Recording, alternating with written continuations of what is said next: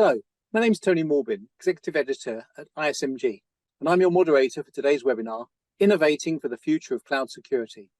Our subject matter expert today is John Spencer, Sales Engineering Director, Northern Europe, CrowdStrike. Adversaries' tactics, techniques, and procedures are continuously evolving and become more sophisticated. CrowdStrike is continuously monitoring and mitigating these threats and adapting to their methods. Some of the key emerging trends are the growth of cloud and identity-based breaches, coupled with a pivot from malware to malware-free attacks.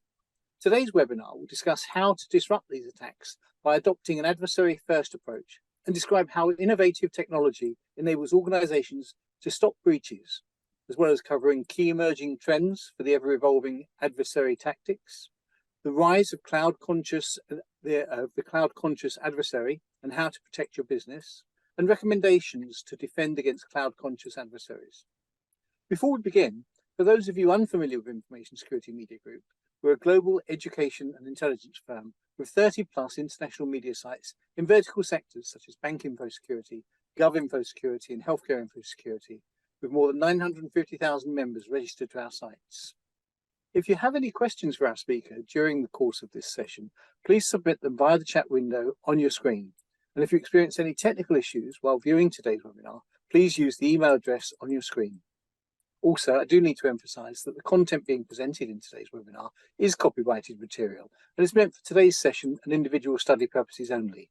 So if you or your organization would like to use the information presented in today's session or looking for customized training and education, please do contact us. Our sponsor today, CrowdStrike, a global security leader, has redefined modern security with what it describes as the world's most advanced cloud-native platform for protecting critical areas of enterprise risk, endpoints and cloud workloads, identity and data. Powered by the CrowdStrike Security Cloud and world-class AI, the CrowdStrike Falcon platform leverages real-time indicators of attack, threat intelligence, evolving adversary tradecraft, and enriched telemetry from across the enterprise to deliver hyper-accurate detections, automated protection and remediation, elite threat hunting, and prioritized observability of vulnerabilities. Purpose-built in the cloud with a single lightweight agent architecture, the Falcon platform delivers rapid and scalable deployment, superior protection and performance, reduced complexity, and immediate time to value. Now, back to our subject expert, John Spencer, Sales Engineering Director, Northern Europe, CrowdStrike, a seasoned IT executive with 30 years of experience in the software industry, leading sales, engineering, and product teams. John has worked in large corporate and startup organizations. Recently, he held CPO for a cyber identity startup and CTO for Northern Europe at Citrix. John leads the CrowdStrike sales engineering team for Northern Europe and is responsible for technical engagement across the CrowdStrike customer base in the region. So, welcome, John. Thank you, Tony. Pleased to be here. Delighted to have you here. We're going to jump straight into it. In what ways are attackers taking advantage of the move to the cloud? What are the latest attacks that you're seeing? That's a good question, Tony. And obviously we've seen a big transition over recent years for organizations from on-premise to cloud-based services and all of the benefits that brings around flexibility and the cost advantages for organizations. I think the downside to that's led to cloud computing become a little bit of the Wild West, shall we say. Look, it's incredibly easy now for individuals or for teams to spin up resources. And when we kind of leave those resources there as well. And look, the dominant cloud vendors out there from AWS and Azure and Google, I think there's a perception that it's just secure by design and there's not kind of too much that you have to worry about. But worryingly, but probably not surprisingly, certainly from my perspective here in with my CrowdStrike hat on, we've seen a phenomenal uptick, nearly 300% uptick on cloud-conscious adversaries in the last year alone. And actually between 2021 and 2022, we've seen about a 95% increase in cloud exploitation. And if you go back a couple of years, Tony, as well, there's an interesting pivot, I think. If I go back just to 2018, the percentage of breaches that involved some form of malware was registered around about 67, 70%, somewhere around that mark. Fast forward 5 years to 2023, and that malware number has dropped down significantly, now down to about 30%. So you then question, well, where is the problem? And the problem is now malware free. And when I talk about malware free, this isn't a malicious piece of code that detonates within your environment and either kind of locks your environment or leaks and exfiltrates data from the environment. These are adversaries using different tactics, different techniques. They're using hands-on kind of keyboard activity. What's also been kind of alarming over the last few years, if I go back to those five years and this transition from malware to malware free, we've also seen the breakout time come down significantly. And when I say breakout time, Tony, we're talking here about the time it takes an adversary between landing in your infrastructure and then moving laterally. 5 years ago, we measured that at somewhere around about, or just short of 10 hours. This year, okay, that's dropped down to under an hour and a half. And I'll give you a recent example, Tony. I mean, I was in Vegas, 3 weeks ago, I think. I've lost track of time now. And actually, I think the day before I arrived, at MGM casinos were compromised. And I can go maybe into some of the detail on this, like the kind of big cloud infrastructure capability that they have within MGM, and it was as simple as making a phone call into the help desk and mimicking an employee. It stopped me using my room key to actually gain access into my room in the casino, and I think all the slot machines were down. It was costing around about $4 million a day. So there can be significant impact to organizations when something as simple as a credential compromise is used, and the impact it can have in their cloud environment.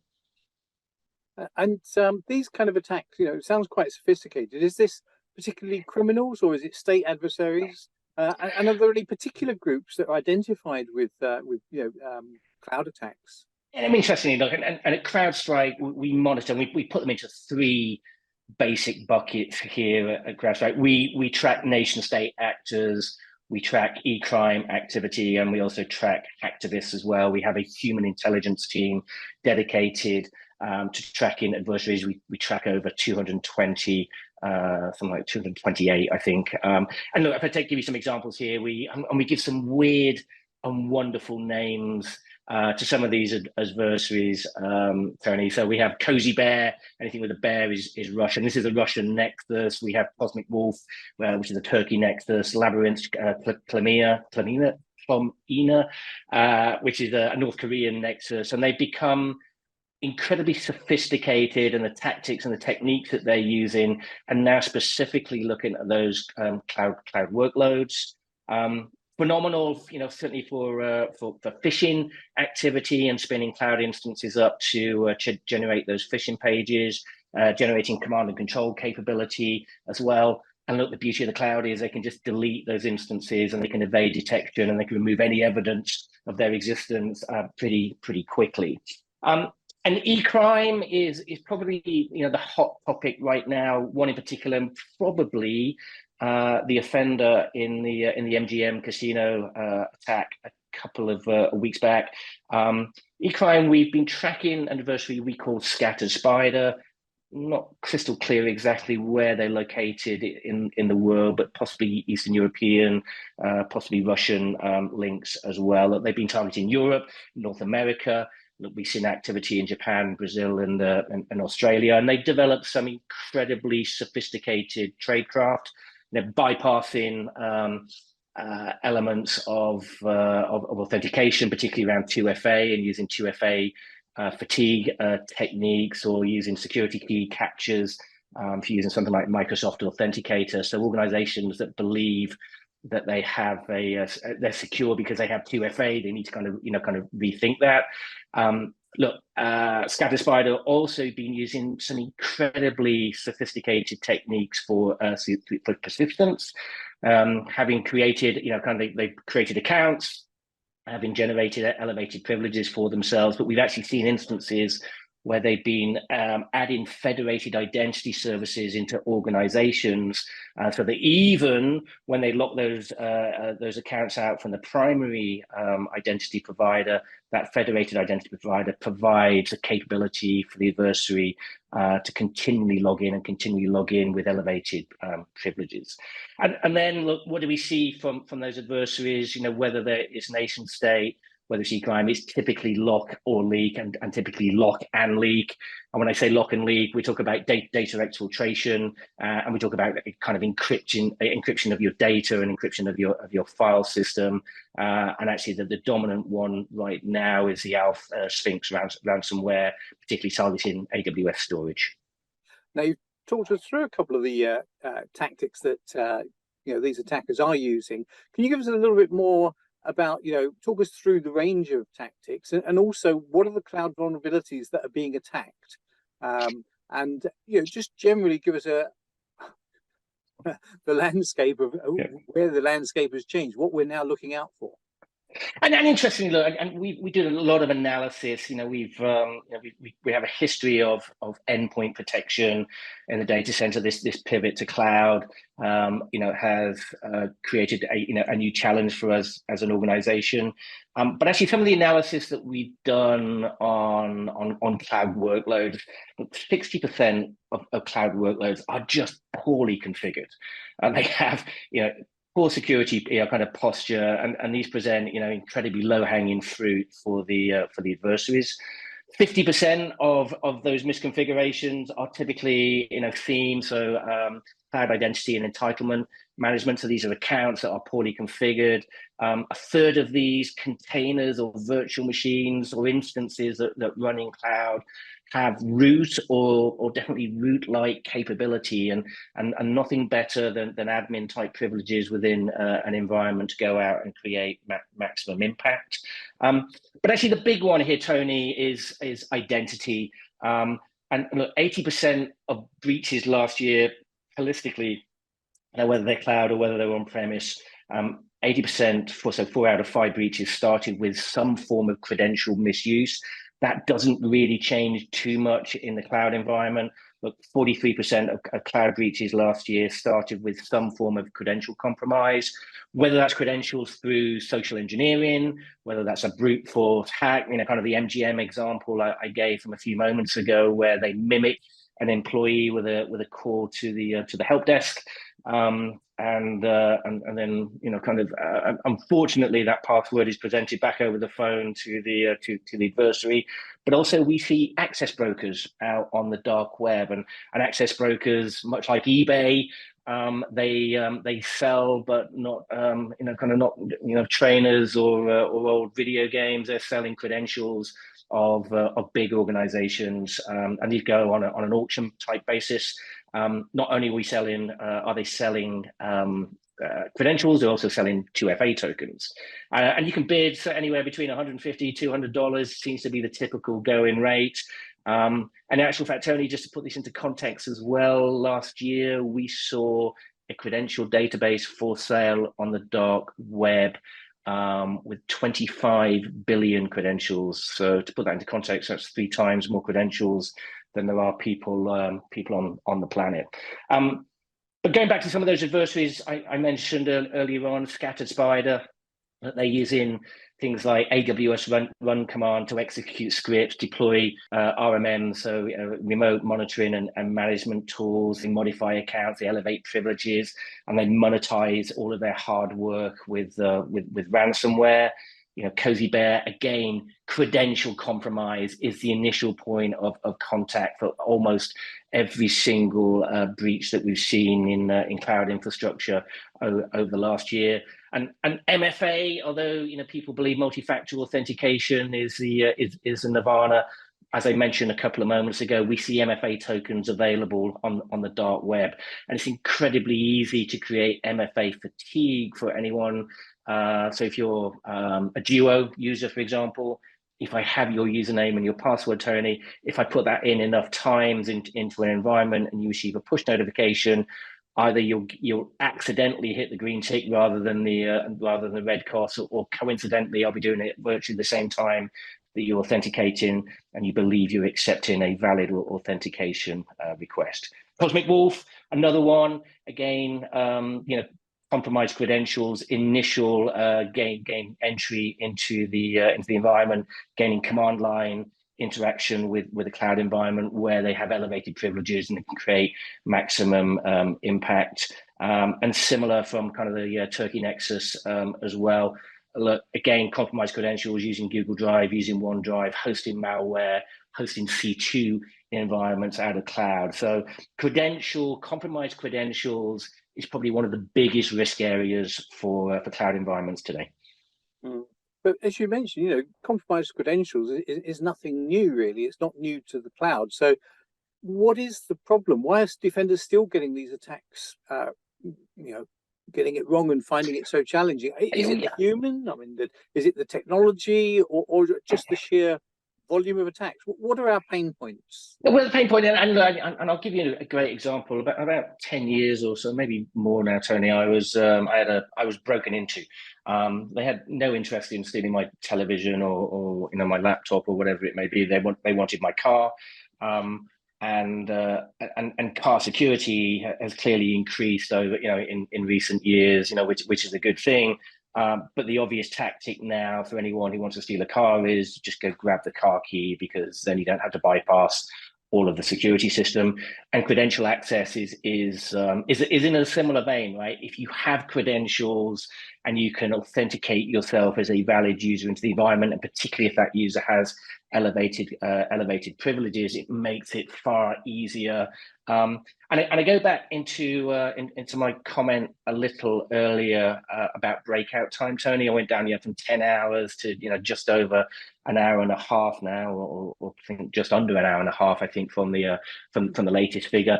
Why have we seen such a dramatic reduction in the breakout time from nearly 10 hours to an hour and a half? Is because you can bypass now numerous sections of the kill chain, and you can gain access with valid credentials. So you can dramatically accelerate your time to impact if you're an adversary.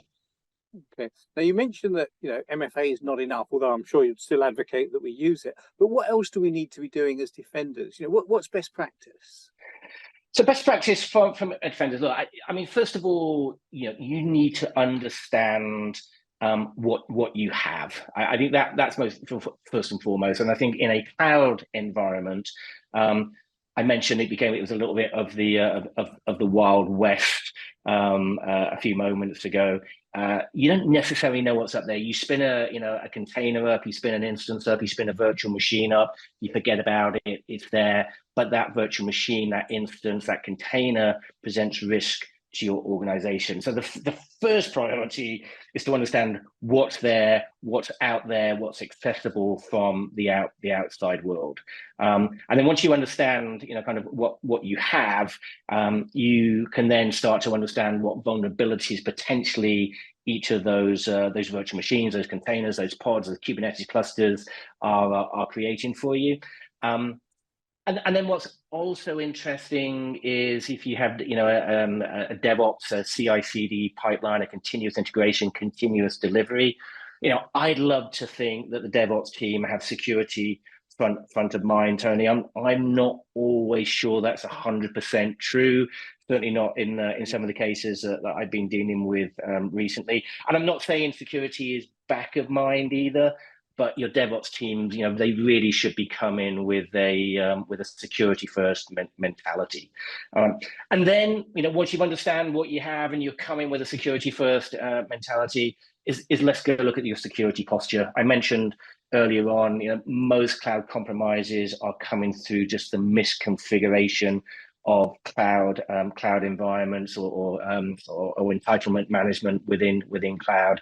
So you need to understand, kind of what your posture looks like, where the risk is, where the exposure, what are the known CVEs, the common vulnerability and exposure that are well documented, that maybe are applied to your environment as well, and where can we tighten up? And in essence, Tony, what I'm saying here is close the doors, lock all your windows, and make it more difficult. Prevention is always better than cure in security. So if I can make it more difficult for the adversary to gain access into your environment by closing the windows and the doors, okay, then there's a better chance of me stopping the first access and the first entry. Okay. But really, I think the big one, identity. 4 out of 5 breaches last year are through compromised credentials.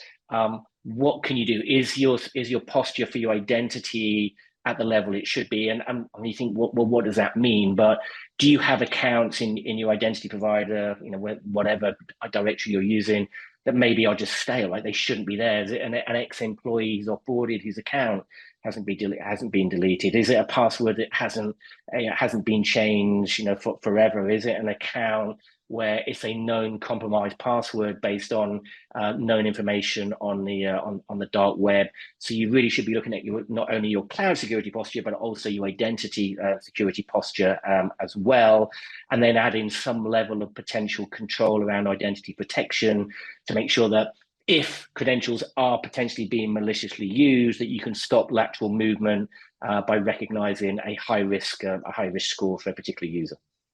Okay, now moving beyond, obviously doing the basics and also making sure that your identity posture is, appropriate. How does CrowdStrike help its clients tackle these issues? And can you also explain to me, what do you mean when you talk about an adversary first approach? And interesting, is, most organizations believe they have a malware problem, and fundamentally, Tony, that isn't true. What you really have is an adversary problem, and whether that's nation state, whether they're hacktivists, whether they're kind of e-crime adversaries. Look, behind every adversary is a human being, or there's a team of human beings, and ultimately they want something. Okay, and then whether that's whether that's money, whether that's information, because they're trying to kind of steal personal identifiable information, or they want to encrypt your environment in that kind of lock scenario. And I've been on the receiving end of this. If you look in my LinkedIn profile, in fact, you've already called the name out earlier when you were reading my bio out. I used to work for a company, a large $1 billion software company, and they were compromised by an Iranian adversary a couple of years back. Sat there for six months. Actually, the FBI notified them. They sent me a letter to say, "Hey, John, sorry we've lost all your personal information. We're really sorry about that, but drop in for a coffee." I don't think I ever did, actually, Tony, in all fairness. So if you understand where the problem is coming from, you can better protect yourself. And this is CrowdStrike's mentality. And I'll give you an example here, Tony. If I remember the Ridley Scott film from 2000, Gladiator, with Russell Crowe, and they progressed to the Colosseum in Rome, and they're told to choose a weapon, and then they walk up the ramp, and then Maximus says, "Whatever comes out of those gates," and you think, "Oh my God, that's terrifying." You have no idea what's coming your way, and had you known there were lions and tigers out there, you might have taken a spear, or a bow and arrow rather than a butter knife or something to protect yourself. Look, similar mentality from CrowdStrike here. If we understand the adversary and the human beings and what they're trying to achieve, and the tactics and the techniques that adversary is likely to be using to gain access into your organization, we can better protect those organizations. And this is why our tagline here at CrowdStrike is that we stop breaches. And when I say we stop them, we don't help mitigate against the risk or minimize the impact. We genuinely stop them because we have a firm belief in not only our technology stack, but our human intelligence team as well. John, that's been really great, and I am going to steal that gladiator analogy as well. Thank you. It's a really good one. Yeah, justifying why we need attribution. I've just got time for a couple of audience questions here. So first up, are you offering a complete integrated solution, or can I just take the bits that address particular weaknesses in my defenses? Can it be? Yeah, no, it can be a fully integrated solution. It can be a fully managed solution by CrowdStrike as well. But I think, Tony, each organization will have their own level of maturity. Perhaps they've invested in existing point solutions already. But we've created an incredibly extensive and yet very modular approach to our solutions. So we allow organizations to choose, which modules are applicable to them, which ones are right to, what's right from a service level perspective. Do you have a mature SOC team? Do you have a capability to embrace CrowdStrike? Would you need would you need CrowdStrike to do that for you? So you can kind of pick and choose depending on what your maturity model is, and clearly, kind of what budget availability you have as well. Okay. Next up, we've got a global operation with different cloud services used by different offices. Would you advise, or is it even achievable to get global network visibility, or should we be doing this regionally?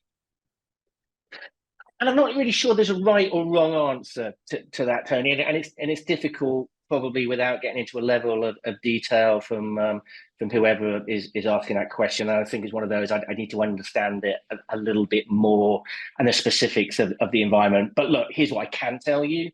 We have customers today where we provide a single bird's eye view of their entire estate, and where this becomes particularly advantageous, particularly if you have organizations who do a lot of M&A activity, to simply onboard that new acquisition into your organization, point it to the Falcon Security Cloud, and have an immediate visibility of not only the security posture, but also providing a level of protection for that organization as well. And whilst we can provide that top level and high level view of your entire estate, we can also have that granular level of customization down at an organization level, or you can treat organizational level units as individual entities.